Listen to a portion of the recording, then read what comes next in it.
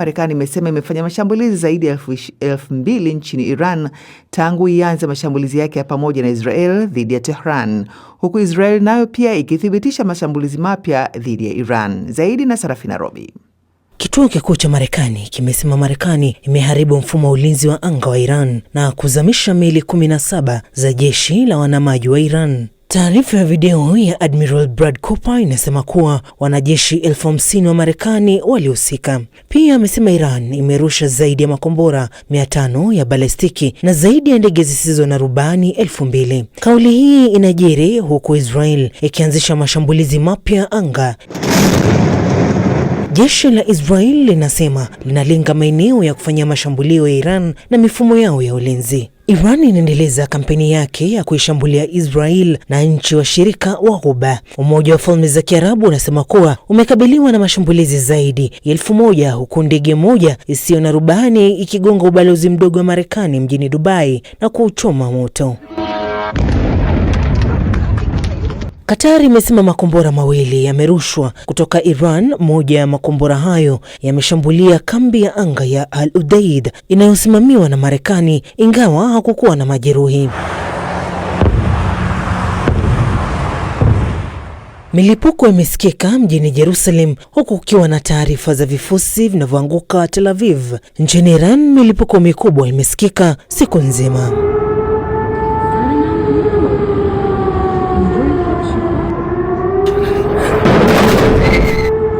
Kumekuwa na mfululizo wa milipuko mikubwa katika mji wa Abel, mji mkuu wa Kurdistan kaskazini mwa Iraq. Milipuko imesikika karibu na uwanja wa ndege wa Abel unaohifadhi wanajeshi wa muungano unaoongozwa na Marekani. Jeshi la Iraq linasema limenasa ndege isiyo na rubani iliyokuwa ikilenga mashauriano ya Marekani huko Abel. Eneo hilo lina makundi ya Wakurdi, baadhi yao wakiwa na chuki dhidi ya serikali ya Iran. Mwandishi wa BBC mjini Abel anasema kuwa kuna ripoti kwamba Rais Trump ambaye amezungumza na viongozi wa Kikurdi kwa njia ya simu wiki hii anapendekeza makundi hayo yaanzishe uasi ili kusaidia kuangusha utawala wa Iran. Sarafina Robi.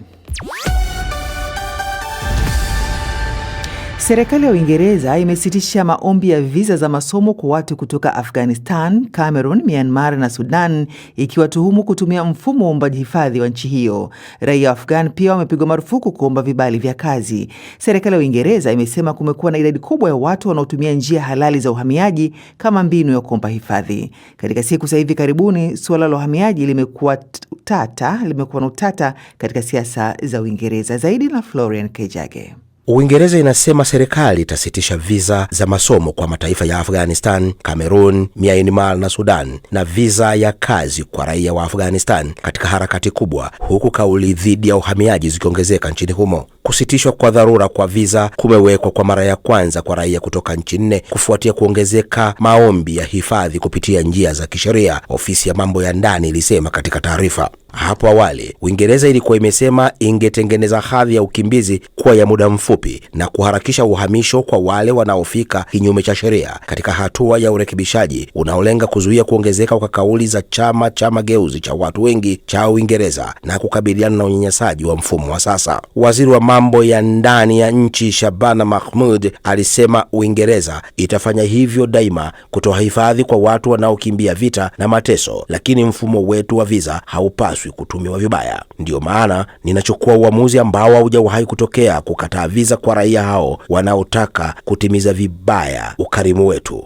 aliongeza katika nukuu hiyo. Ofisi ya mambo ya ndani ilisema Mahmoud ataanzisha sheria mpya wiki hii ili kurejesha utulivu na udhibiti mipaka ya nchi. Florian Kejage. Leo ni siku ya pili ya mkutano wa viongozi wa kidini kutoka kundi la wahafidhina la kanisa la Kianglikana uliofunguliwa jana jioni katika jiji la Abuja, mji mkuu wa Nigeria. Viongozi hao kutoka Afrika, Asia, Australia na Amerika wanadhamiria kumchagua mpinzani wa askofu mkuu wa kwanza mwanamke wa Canterbury, kesho Alhamisi. Sarah Muller kutoka Uingereza anatarajiwa kutawazwa rasmi kama askofu wa 106 kiongozi wa ushirika wa Anglikana duniani katika sherehe ya kifahari mwishoni mwa mwezi Machi. Hata hivyo, kuteuliwa kwake kumezua mgawanyiko wa fikra nchini Nigeria na kwingineko duniani. Wakristo wengi wenye msimamo mkali wanaamini kuwa ni mwanaume tu wanaopaswa kuwekwa wakfu kama maaskofu. Isabella Mwagodi na taarifa zaidi.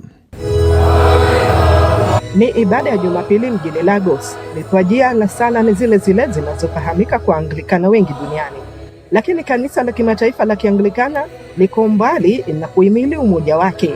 Hapa Nigeria, uteuzi wa mwanamke kuwa askofu mkuu wa Canterbury umezua mjadala mkali. Nilizaliwa Mwanglikana na sijawahi kusikia jambo kama hili, na sidhani kama ni la Kikristo. Ukiangalia Biblia na mitume, hakukuwa na mwanamke miongoni mwao. Kwa hiyo mwanamke kuwa kiongozi wa kanisa la Kianglikana nchini Uingereza, sidhani kama itaenda vizuri. Wiki hii viongozi wa fidhina wa kanisa kutoka sehemu mbalimbali za dunia watakutana katika mji mkuu wa Abuja. Huko watapiga kura kumchagua kiongozi mbadala kuongoza, hatua inayotafsiriwa kama changamoto ya moja kwa moja kwa kiongozi wa sasa wa Kianglikana Sarah Muller. Kundi hilo linalojulikana kama GAFCON liliundwa mwaka 2008 kufuatia tofauti za kitheolojia kuhusu swala la ndoa za watu wa jinsia moja. Profesa Diarmaid MacLeish, profesa mstaafu wa historia ya kanisa katika chuo kikuu cha Oxford, anaelezea.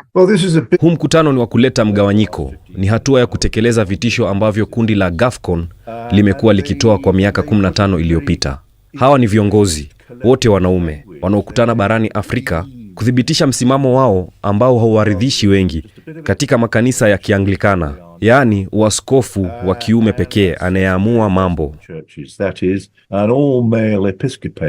Calling the shots. Katibu mkuu wa ushirika huo Askofu Anthony Pogo anasema suluhisho ni kukaa chini na kuzungumza. Anasisitiza kwamba yeyote anayetaka kujiondoa anapaswa kufuata taratibu rasmi za kanisa.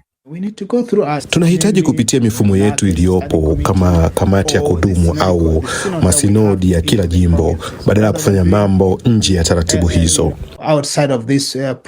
Lakini nini hufanyika pale ambapo sehemu ya familia inakataa kufuata utaratibu huo na kuishi kama kwamba tayari wamejitenga? Kweli watu wakichukua msimamo, hakuna mengi unaweza kufanya. There is not much you can do. Labda suluhisho liko kwa vijana. Baada ya ibada, Alexander Olasinde mwenye umri wa miaka 34 anaelezea kuwa uhusiano wa Canterbury ni muhimu kwake licha ya kutokubaliana na baadhi ya msimamo ya kisiasa ya kitheolojia. Tumeunganishwa na kanisa la Uingereza, ndiyo, na hilo ni jambo la maana kwangu. Natazamia kuona ushirika wa Kianglikana ukiendelea kuwa pamoja. Bila kanisa la Uingereza, binafsi ningehisi pengo. Uhusiano kati ya kanisa la kwanza la Kianglikana Uingereza na makanisa mengine duniani unaonekana kuwa katika hali tete zaidi. Isabella Mwagodi anatupa nafasi sasa kumkaribisha Florian Kaijage na michezo. Asante sana Halima Nyanza. Tuanzie katika ligi kuu ya England ambako imepigwa michezo minne usiku wa kuamkia hii leo. Majogoo wa Anfield Liverpool wamekubali kipigo cha magoli 2-1 kutoka timu iliyo mwishoni kabisa wa msimamo wa ligi, Wolves.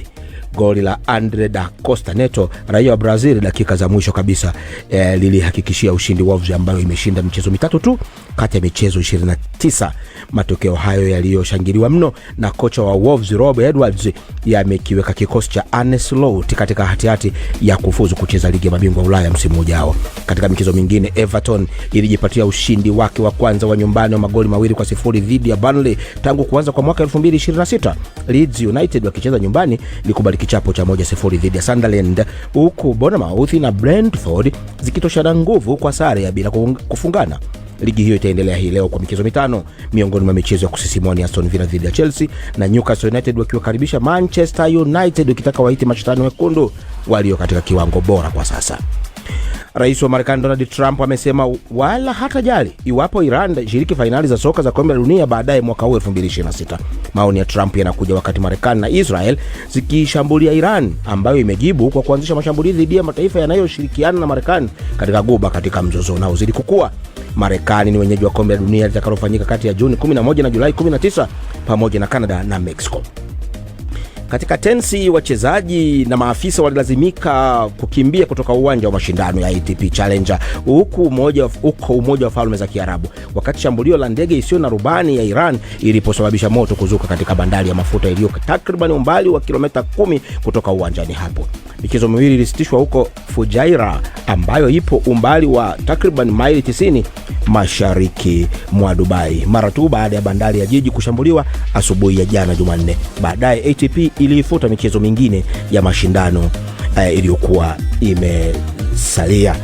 Katika cricket, kombe la dunia la T20 linaendelea hii leo Jumatano kwa hatua ya nusu finali ambapo Afrika Kusini itakabiliana na New Zealand, huku nusu finali ya pili ikipigwa kesho Alhamisi kati ya England na wababe India. Tumalizie nusu finali ya kombe la mfalme huko Hispania. Mabingwa Atletico Barcelona wamevuliwa rasmi ubingwa baada ya kutolewa na Atletico Madrid kwa jumla ya mabao 4-3 licha ya kushinda 3-0 nyumbani usiku wa kuamkia hii leo kufuatia kichapo cha 4-0 katika mchezo wa kwanza ugenini. Atletico Madrid sasa inangojea mshindi kati ya Real Sociedad na Athletic Club kwa ajili ya mchezo wa finali. Ni hayo asubuhi hii katika mchezo kwako. Asante sana Kaijage.